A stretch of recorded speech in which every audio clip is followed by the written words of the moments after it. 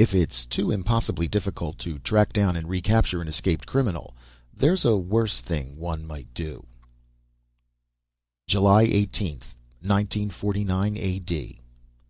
The fugitive lay face down in the fetid undergrowth, drawing in spasmodic lungfuls of air through cracked and swollen lips. Long before, his blue workshirt had been ripped to ribbons and his exposed chest showed a spiderwork of scratches where branches and brambles had sought to restrain him in his frenzied flight. Across his back from shoulder to shoulder ran a deeper cut, around which the caked blood attested to the needle-sharp viciousness of a thorn bush a mile to the north. With each tortured breath he winced as drops of sweat ran down, following the spiderwork network and burning like acid. Incessantly he rubbed his bruised torso with mud-caked palms to dislodge the gnats and mosquitoes that clung to him, gorging shamelessly.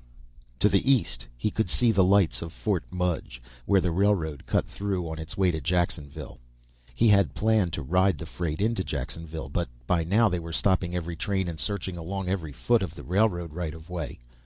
In the distance he heard the eerie keen of a train whistle, and visualized the scene as it was flagged down and searched from engine to caboose. Directly before him loomed the foreboding northern boundary of the Okefenokee Swamp. Unconsciously he strained his ears, then shuddered at the night noises that issued from the noisome wilderness. A frenzied threshing, then a splash, then silence. What drama of life and death was being played out in that strange other world of perpetual shadows? In sudden panic he jerked erect and cupped his palm round his ear. Far off, muted by distance but still unmistakable, he heard the baying of bloodhounds. Then this was the end. A sob broke from his throat. What was he, an animal to be hunted down as a sport? Tears of self-pity welled to his eyes as he thought back to a party and a girl and laughter and cleanliness and the scent of magnolias like a heady wine. But that was so long ago, and now... He looked down at his sweating, lacerated body, his blistered, calloused palms, the black, broken nails, the cheap work shoes with hemp laces, the shapeless gray cotton trousers, now wet to the knees. He pulled back his shoulders and resolutely faced west toward the river, but stopped short in horror as he heard the sudden cacophony of barks, yelps, and howls of a pack of bloodhounds that senses the beginning of the end. He turned in panic. They couldn't be over half a mile away. In panic of indecision he turned first east, then west, then facing due south. He hesitated a moment to take one last look at the clear, open skies, and with a muffled prayer plunged into the brooding depths of the Okefenokee. June 13th, 427th year, Galactic Era. The building still hummed and vibrated with the dying echoes of the alarm siren as the biophysicist hurried down the corridor and without breaking stride pushed open the door to the director's office. The director shuffled the papers before him and sighed heavily. His chair creaked protestingly as he shifted his bulk and looked up. "Well?" "He got clean away," said the biophysicist. "Any fix on the direction?" "None at all, sir, and he's got at least 2 hours start. That takes in a pretty big area of space." Well, there's just a bare chance. That experimental cruiser is the fastest thing in space, and it's equipped with the latest ethereal radar. If we get started right away, we just might—" "That's just it," interrupted the biophysicist. "That's the ship he got away in." The director jumped angrily to his feet. "How did that happen? How can I explain it to the board?" "I'm sorry, sir. He was just too—" "You're sorry?" He slumped back in his chair and drummed the desktop with his fingernails, worrying his lower lip with his teeth. He exhaled loudly and leaned forward. "Well, only one thing to do. You know the orders." The biophysicist squirmed uncomfortably. "Couldn't we send a squadron of ships out to search and—" "And what?" asked the director sarcastically. "You don't think I'd risk 1 billion credits worth of equipment on a wild goose chase like that, do you? We could use up a year's appropriation of fuel and manpower and still be unable to adequately search a sector 1/10 that size. If he just sat still, 1,000 ships couldn't find him in 1,000 years searching at finite speeds. Add to that the fact that the target is moving at ultra-light speed, and the odds against locating him is multiplied by 1 billion. "I know, but he can't stay in space. He'll have to land somewhere sometime." "True enough, but where and when?" "Couldn't we alert all the nearby planets?" You know better than that. He could be halfway across the galaxy before an etherogram reached the nearest planet. Suppose we sent scout ships to the nearer planets and asked them to inform their neighbors in the same way. We'd soon have an expanding circle that he couldn't slip through. The director smiled wryly. Maybe. But who's going to pay for all this? By the time the circle was 1,000 light years in diameter, there would be 10,000 ships and 1,000,000 clerks working on recapturing one escaped prisoner. Another thing. I don't know offhand what he's been sentenced for, but I'll wager there are 10,000 planets on which his crime would not be a crime. Do you think we could ever extradite him from such a planet? And even if by some incredible stroke of fortune one of our agents happened to land on the right planet, in which city would he begin his search? Or suppose our quarry lands only on uninhabited planets? We can't very well alert the whole galaxy in the search for just one man. I know, but what? Interrupted the director. Any other suggestions? No. All right. He asked for it. You have the pattern, I presume. Feed it to Fido. Yes, sir, but, well, I just don't... Do you think I like it? Asked the director fiercely. In the silence that followed, they looked at each other guiltily. There's nothing else we can do, said the director. The orders are explicit. No one escapes from Hades. I know, replied the biophysicist. I'm not blaming you, only I wish someone else had my job. Well, said the director heavily, you might as well get started. He nodded his head in dismissal. As the biophysicist went out the door, the director looked down once more at the pile of papers before him. He pulled the top sheet closer and rubber-stamped across its face, "Case closed." Yes, he mused aloud, closed for us, but... He hesitated a moment, and then, sighing once more, signed his name in the space provided. August 6th, 430th year, Galactic Era. T. Ormond sat morosely at the space bar and alternately wiped his forehead with a soggy handkerchief and sipped at his frosted rainbow, careful not to disturb the varicolored layers of liquid in the tall, narrow glass. Every now and then he nervously ran his fingers through his straight black hair, which lay damply plastered to his head. His jacket was faded and worn, and above the left pocket was emblazoned the meteor insignia of the spaceman. A dark patch on his back showed where the perspiration had seeped through. He blinked and rubbed the corner of his eye as a drop of perspiration ran down and settled there. A casual look would have classified him as a very average-looking pilot, such as could be found at the bar of any spaceport, i.e., if space pilots can ever be classified as average. Spacemen are the last true adventurers in an age where the debilitating culture of a highly mechanized civilization has pushed to the very borders of the galaxy. While most men are fearful and indecisive outside their narrow specialties, the spacemen must at all times be ready to deal with the unexpected and the unusual. The expression, steady as a spaceman's nerves, had a very real origin. A closer look at T would have revealed the error of a quick classification. He gripped his drink too tightly, and his eyes darted restlessly from side to side as though searching, yet dreading to find the object of their search. His expressive face contorted in a nervous tic each time his eyes swept by the clock hanging behind the bar. He glanced dispiritedly out the window at the perpetually cloudy sky and idly watched a rivulet of water race down the dirty pane. He loosened his collar and futilely mopped at his neck with the soggy handkerchief, then irritably flung it to the floor. "Hey, Joe," he yelled to the bartender. "What's the matter with the air conditioning? I'm burning up." "Take it easy," soothed the bartender, consulting a thermometer on the wall behind him. "It's 85 in here.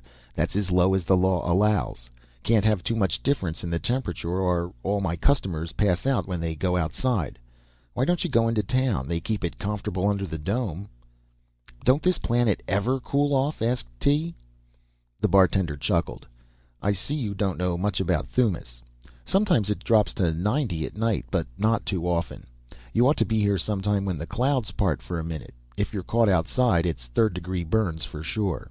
He glanced down at the nearly empty glass. "How about another rainbow? If you get enough of them in you, you won't notice the heat. You won't notice anything." He laughed uproariously at the hoary joke. T looked at him disgustedly and without answering bent to his drink once more. He felt someone jostle his elbow and turned sideways to allow the newcomer access to the bar.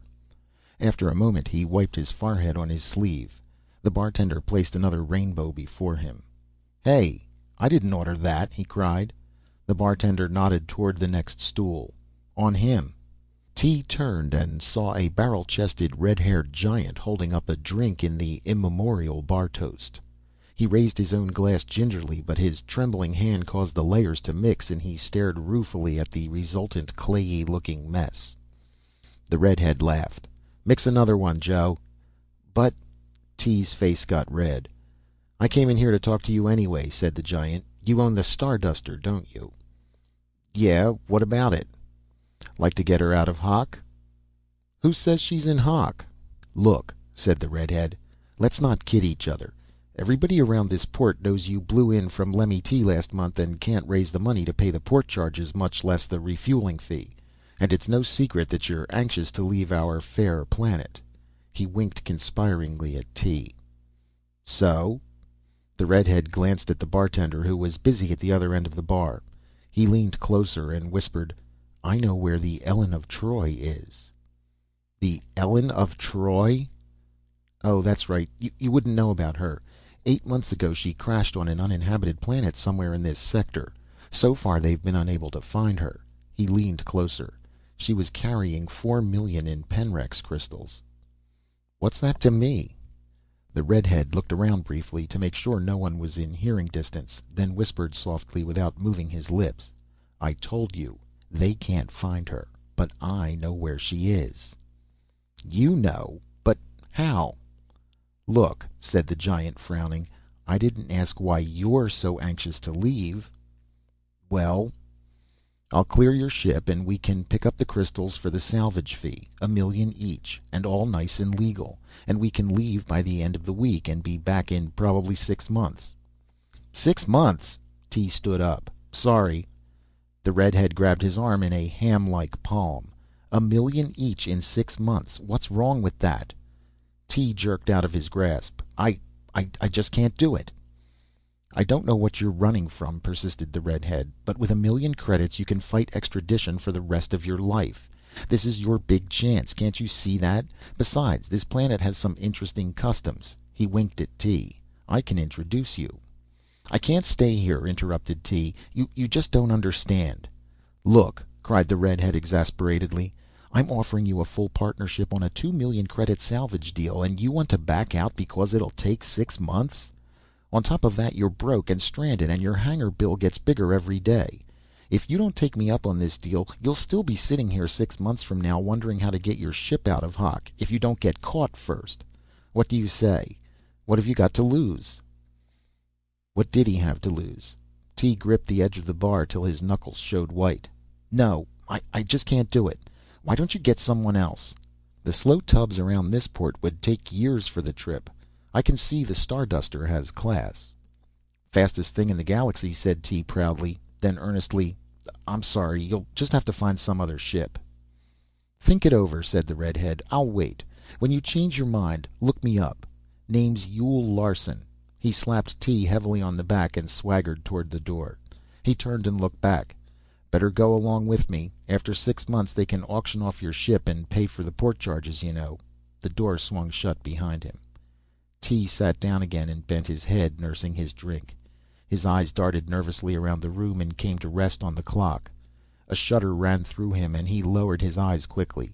As he sipped his drink, his eyes returned to the clock continually, as though drawn there against their will. As he watched, the minute hand jerked downward and an involuntary gasp escaped his lips. The bartender turned quickly. "Anything wrong?" No, nothing." As he spoke, the minute hand moved again, and T started nervously, upsetting his drink. He sat for a moment watching the bartender mop up the spreading liquid, then abruptly got up and tossed a half-credit piece on the bar. He hurried outside, steeling himself to keep from running. He paused just outside the door. "Stand still," he told himself. Mustn't run. No use anyway. If I only knew when. If I just could stop and rest. If I had the time. Time. That's what I need. Light years of time. But when? If only I could be sure." He looked up slowly at the murky canopy of clouds. If I only knew when. He looked indecisively up and down the field, then squaring his shoulders resolutely, set out for the administration building. At this hour the office was deserted except for a wispy-haired little man who sat at a desk fussing with some papers. He looked up questioningly as T came in. "Is my ship recharged and provisioned?" asked T. What's the name, please?" "T. Ormond. I own the Starduster." The clerk pulled a card from a file on the desk and studied it. "Ah, yes, the Starduster. I'd like to pay my bill and clear the Starduster for immediate departure." Very good, Mr. Ormond." He consulted the card again. "That'll be 1,411 credits," he beamed. "We included a case of Rukeyser's concentrate, compliments of the management." He handed a circular to T. "This is a list of our ports and facilities on other planets. Our accommodations are the finest, and we carry a complete line of parts." He smiled professionally. "What about my key?" asked T, pulling out his wallet. Let's see, number 37. The clerk started for a numbered board hanging on the wall. He never got there. T whipped a stun gun from inside his jacket and waved it at the clerk's back. It caught him in mid-stride, and unbalanced, he crashed heavily to the floor. T glanced briefly down as he stepped over the paralyzed form, avoiding the accusing eyes, and snatched the magnetic key off the hook. He forced himself to walk calmly across the field toward the hangar that housed the Starduster. A uniformed guard stopped him at the hangar door. "May I see your clearance, sir?" he asked politely. T hesitated for a moment. "Oh, I'm just going to get something out of my ship," he said smoothly. The clerk said it was Raj." "The clerk said, but he can't." The guard tensed. "Mind if I check, sir? Orders, you know." He bent his head slightly as he pressed a knob on his wrist radio. As his eyes turned downward, T swung the stun gun in an arc that ended on the back of the guard's head.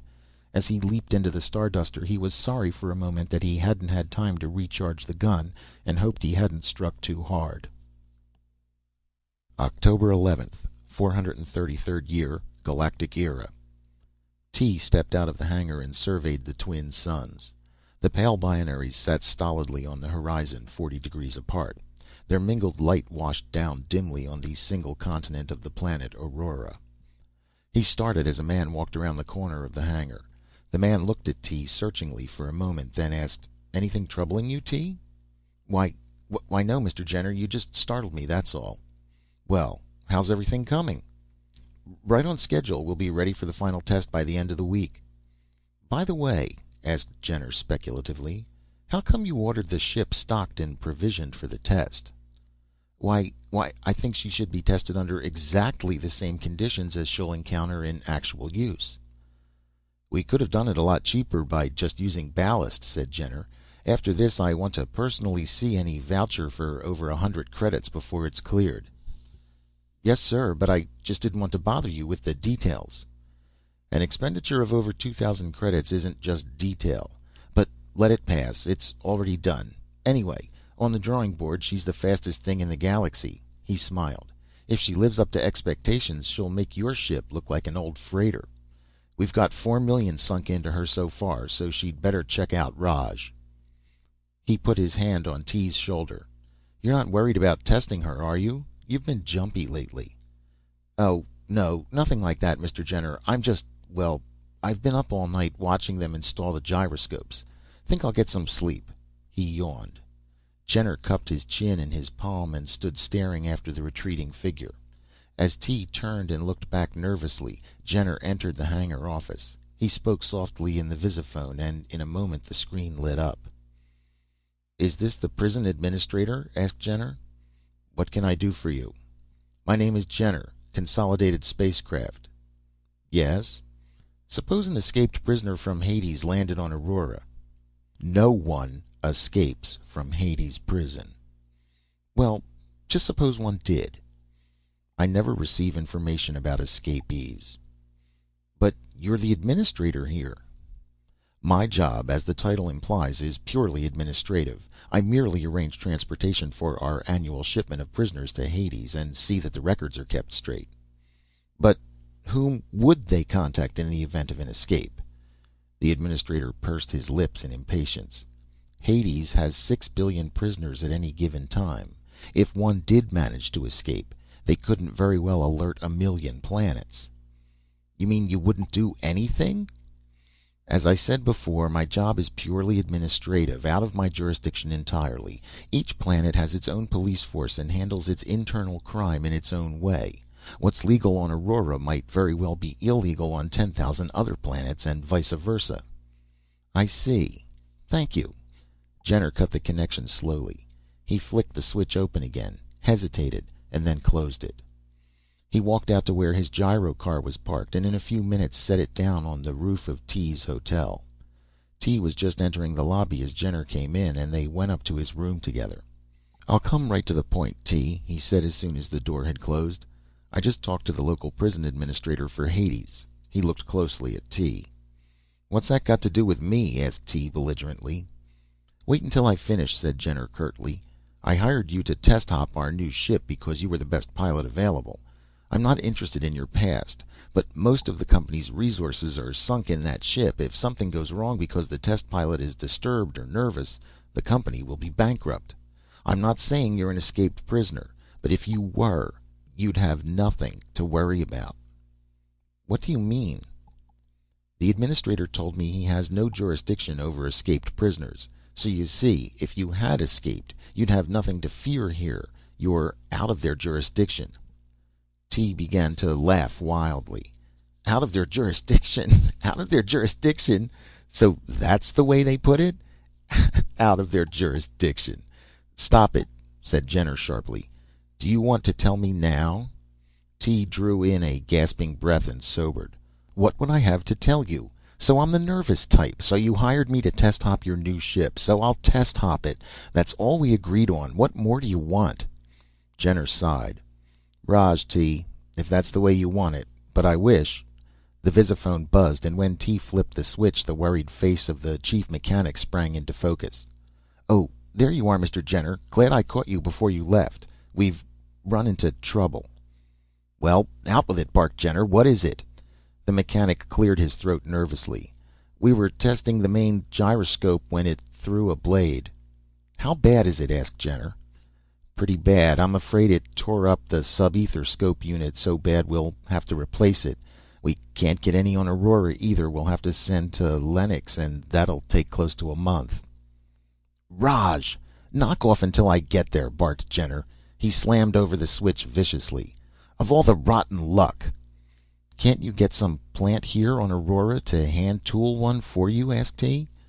"No, that's just it," replied Jenner. "It's a special alloy. The owners of the process wouldn't give us any details on the manufacture.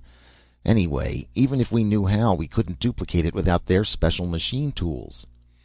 "Does that mean—" "I'm afraid so. The ship won't be ready for a month now." "A month? I can't wait a month."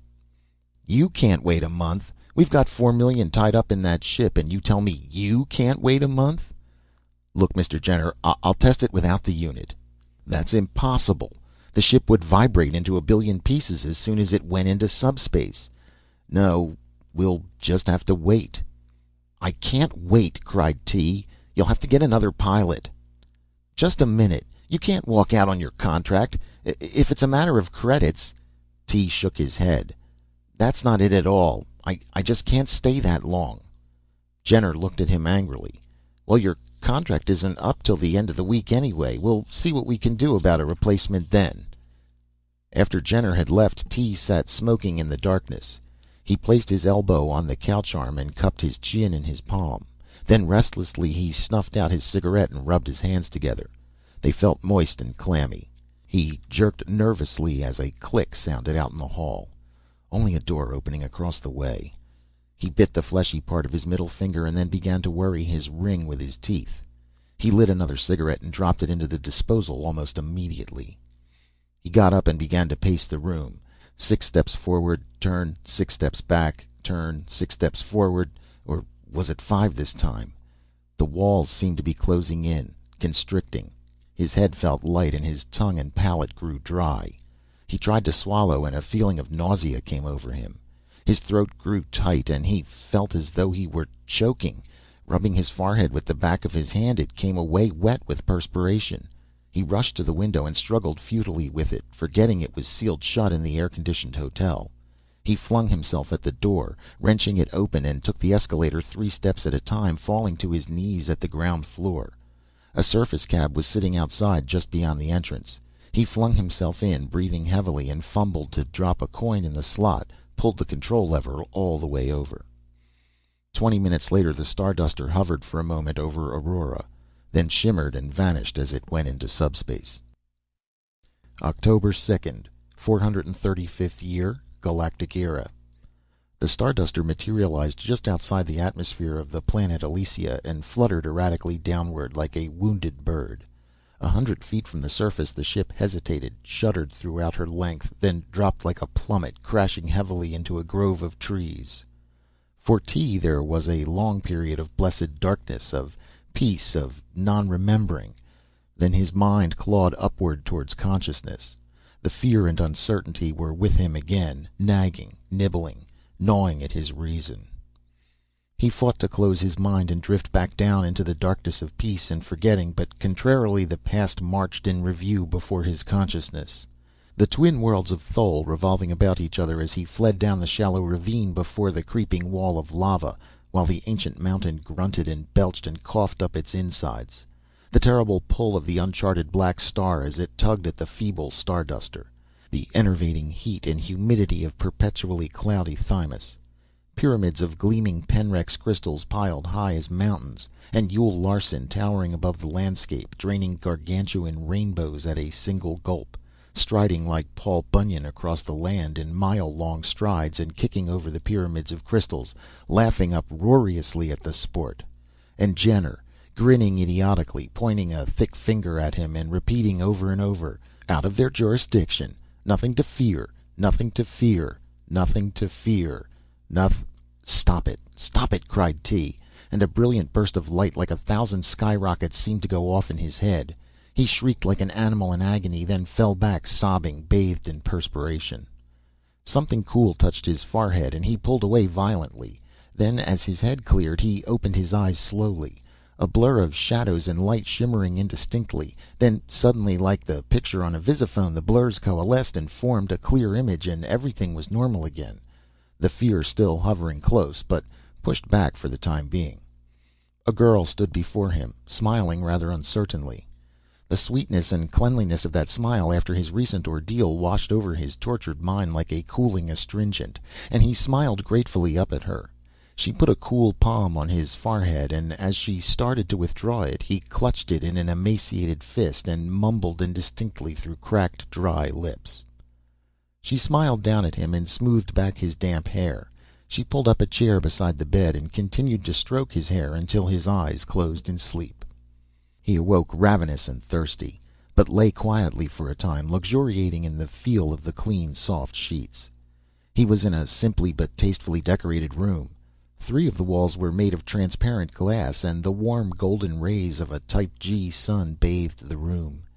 Outside he could see rolling meadowland, broken here and there by sylvan groves. A brilliantly colored bird swooped down and preened itself for a moment, then raised its head and flooded the silence with melody. Faintly from a grove of trees came an answering treble. The songbird cocked its head to the side, listening, then swooped upwards on wings of flashing color. A small squirrel-like creature bounded nervously up to the transparent wall and sat on its haunches, surveying the room with bright, beady eyes.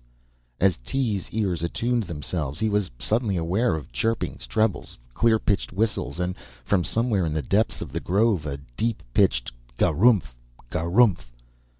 A chubby little man with a round face and alert, twinkling eyes entered the room. He seemed to radiate happiness and contentment. "Well, I see the patient's finally come around," he said cheerfully. "What happened?" asked T. "Your ship crashed just beyond that grove." T clutched at him.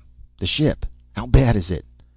"I think you were in worse shape than your ship. You must have had it under control almost to the end, though how you stayed conscious with space fever is beyond me." Space fever. So that's it. I remember getting sick and lightheaded, and just before I passed out I flipped out of subspace and the automatic finder, of course, took the ship to the nearest planet. I must have landed by reflex action.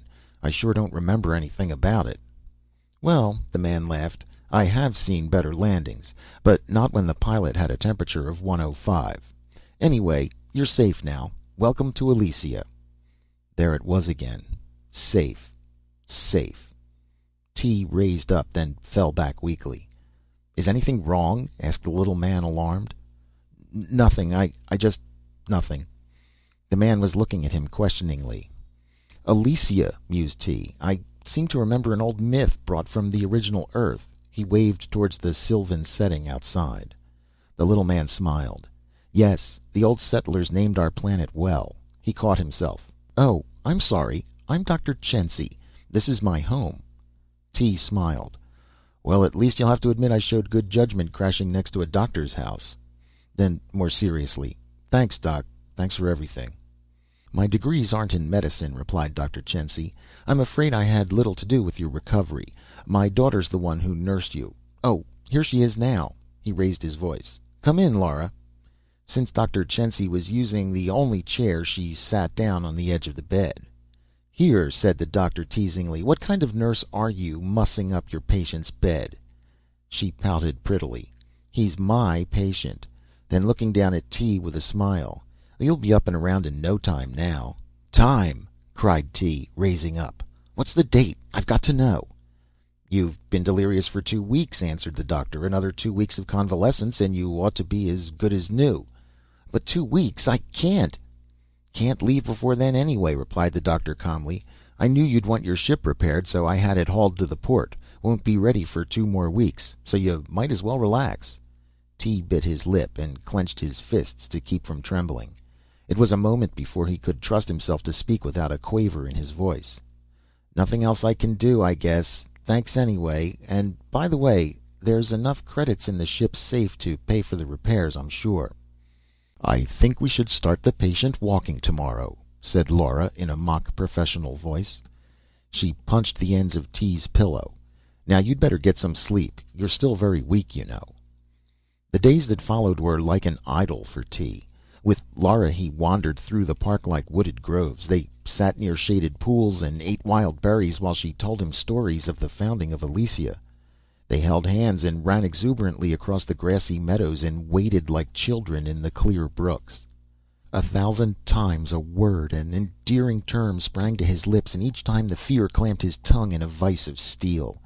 1,000 times he wanted to touch her, feel the silkiness of her hair, the warmth of her lips, but each time the fear and uncertainty stood between them like twin specters of doom, pointing and saying, "Fool! Why torture yourself?" In the daytime when Laura was with him it wasn't so bad, but at night the fear and uncertainty crowded to the fore and blanked out everything else. It was then he prayed for the courage to kill himself, and despised the weakness that made him draw back from the thought. If only he could stop thinking, make his mind a blank. But that was death, and death was what he feared. How long ago was it when he'd first realized that hope was an illusion, a false god that smiled and lied and held out vain promises only to prolong the torture? Then one day the word came that his ship was repaired. As though the word were a catalyst, the terrible fear overwhelmed him, drowning out every other thought, and he knew he had to leave. When he had no means of leaving the planet, he could partially close off his dread and wait resignedly. But now that ship was ready. Every moment he remained was an agony. He led Laura to their favorite spot by a quiet pool. She looked radiant and smiled to herself as though at a secret. He steeled himself and finally blurted out, "Laura, I'm leaving tomorrow." He hesitated and bit his lip. "And thanks for everything." "Thanks?" She choked on the words. "I'm sorry." He trailed off lamely. But I thought..." She looked down. He reached out and gently touched her cheek. "Can't you see I want to stay?" he pleaded. "Then why? Why?" She was crying now. I just can't. It's no good." He stood up. She reached out and caught his hand. "Then take me with you. I've heard you at night pacing in your room. I don't know what it is that drives you on and on, but if space is what you want, let me go with you. I can help you, darling. You'll see. And someday, when you grow tired of space, we can come back to Elysia." She was babbling now. He pulled roughly away. "No, it's no good. If only I could stay." He brushed her hair softly with his palm, and as she reached out toward him he turned and walked swiftly towards the house, pitying and hating himself by turn, while Laura sat forlornly by the pool looking after him. He began to sweat before he reached the house, and his knees began to tremble, so he had to stop for a moment to keep his balance. Determinedly he started forward again and continued on past the house to the highway that wound by half a kilometer away. There he hailed a passing ground car and rode to the spaceport, where a few judiciously distributed credits facilitated his immediate clearance. Before the ship had even left the atmosphere, he rammed in the subspace control. May 4th, 437th year, Galactic Era. Tantalus lay far out on a spiral arm, well away from the mainstream of traffic that flowed through the galaxy. It was a fair planet, boasting an equitable climate, at least in the tropic zone. But as yet the population was small, consisting mostly of administrative officials who served their allotted time and thankfully returned to their home planets closer to the center of population. T entered the towering building and, after consulting a wall directory, stepped into the anti-grav chute and was whisked high up into the heart of the building. He stepped out before a plain door, and as he advanced, the center panel fluoresced briefly with the printed legend, Galactic Prison Authority, Ari Mefford, Administrator for Tantalus. He hesitated for a moment, then squaring his shoulders stepped forward, and as he crossed the beam the door swung open before him. The gray-haired man sitting at the desk studying a paper looked up and smiled politely. He indicated a chair with a nod, then bent his head again. After a moment he shoved the paper aside and looked questioningly at T. "I want to give myself up," blurted T. "I'm the administrator for Hades," said the man calmly. "I think you want the local authorities." "You don't understand. I escaped from Hades." "No one escapes from Hades," replied the administrator. "I escaped," insisted T, "10 years ago. You can check. I'm tired of running. I want to go back." "This is most unusual," said the administrator in a disturbed voice. He looked unbelievingly at T. "10 years ago, you say?" Yes, and I'm ready to go back before it's too late. Can't you understand?" The administrator shook his head pityingly. "It's already too late. I'm sorry." He bent his head guiltily and began to fumble with the papers on his desk. T started to say something, but the administrator raised his head and said slowly, "It was too late the day you left Hades. Nothing I can do." He looked down again. T turned and slowly walked out the door. The administrator didn't look up. As T walked aimlessly down the deserted corridor, his footsteps echoed hollowly like a dirge. A line from an old poem sprang to his mind. "We are the dead, row on row we lie." He was the dead, but still he chased the chimera of hope, yet knowing in his heart it was hopeless. June 11th, 437th year, Galactic Era. The Starduster, pocked and pitted from innumerable collisions with dust particles, sped out and out. The close-packed suns of the central hub lay far behind. Here at the rim of the galaxy the stars lay scattered, separated by vast distances. A gaunt, hollow-eyed figure sat in the observation bubble, staring half hopefully, half despairingly at the unimaginable depths beyond the rim. June 12th, 437th year, Galactic Era. On and on past the thinning stars raced the patient electronic bloodhound, invisible, irreversible, indestructible. Slowly but inexorably accelerating, it flashed by the planet Damocles at multiples of the speed of light, and sensing the proximity of the prey on which it was homed, spurted into the intergalactic depths after the receding ship, intent on meshing with and thereby distorting the encephalograph pattern of its target. It was quite mindless, and the final pattern its meshing would create would be something quite strange and not very human. End of Faithfully Yours by Lou Tabakow.